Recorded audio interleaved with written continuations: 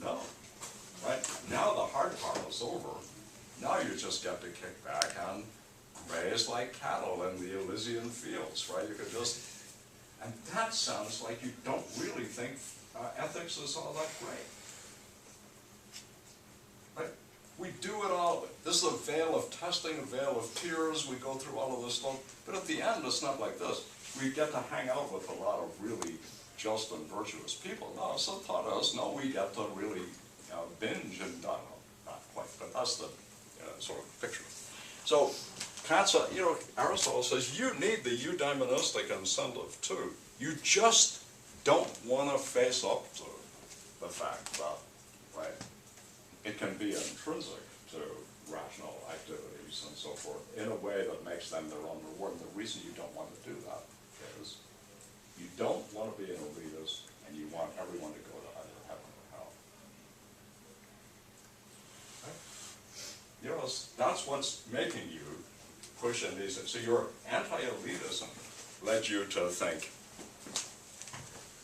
it's got to be something simple and straightforward, like application to the will regardless of what your motives are. It can't just apply to people who are motivated by their rational desires and so forth. That's what drove you in this direction and made you spit on us poor Greeks who were all into pleasures and everything. But then, in that sneaky way, I thought, we find a bit in the Gospel of Matthew, you smuggle in the reward stuff. Right? Lurking behind the grim duty lies the goodies that you'll get. You just want, like the book of Job, to say, yeah, but you've got to value them for their own sake, and then you'll get the rewards. Okay? So now you see where the real action is and the difference. The real action lies in what you think the relationship is between virtues and happiness. You think it's intrinsic. You're going to be on the side of the eudaimonists. If you don't, you're going to lean over on the other side, right, and think that there needs to be a further reason to be virtuous that's not eudaimonistic, because eudaimonistic reasons won't give you reasons to be virtuous.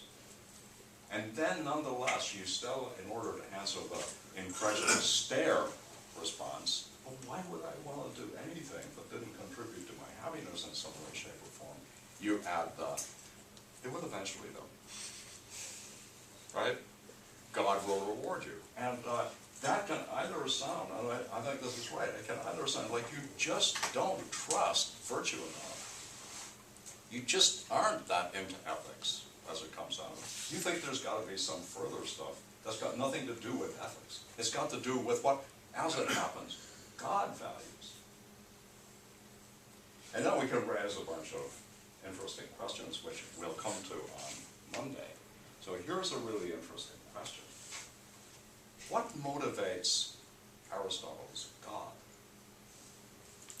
So Plato and Aristotle can give you answers to this, right? They're rational beings, they're into happiness. They value the same thing we do, only more so, right? Or some of the things we value, but they're not on a different opaque page. They're just like us, except they're better at it. But they don't value some new and strange things. So it's a very interesting question, and I'll come to it, I think, on Monday.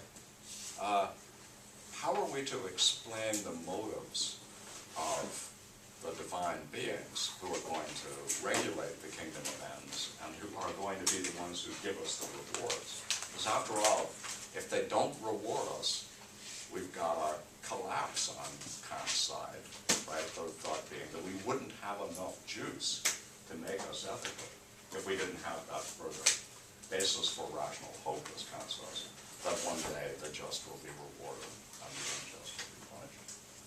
Okay, so prepare your questions, right? On Monday we'll have the last phase of